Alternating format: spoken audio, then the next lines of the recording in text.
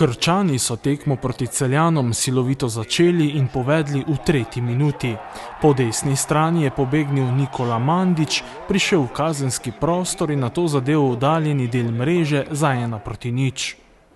Celjani so izenačili v 71. minuti. Tilen Pečnik je lepo podal za hrbet domače obrambe, kamor je stekel Đusi Lopeta in rutinirano zaključil ter izenačil na 1:1. Celjsko moštvo si je zatem pripravilo tako kot gostitelji še nekaj imenitnih priložnosti za zmago, a se sam rezultat do konca srečanja ni več spremenil. Jaz mislim, da smo v tekmo šli s polno želje, z željo po zmagi.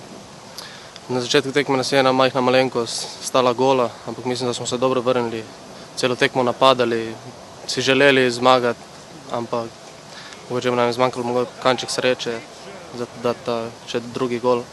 Da bi lahko se veselili teh 3 točk. Kasneje smo nekako prišli v igro, imeli celo vrsto nekih priložnosti in na koncu moramo biti zadovoljni s to točko. Celjska igra je iz kroga v krog vse boljša in boljša, manjka le še zmaga. S fanti se razumemo, igramo dober nogomet, samo zmanjka nam še malo sreče, mogoče pri zaključkih.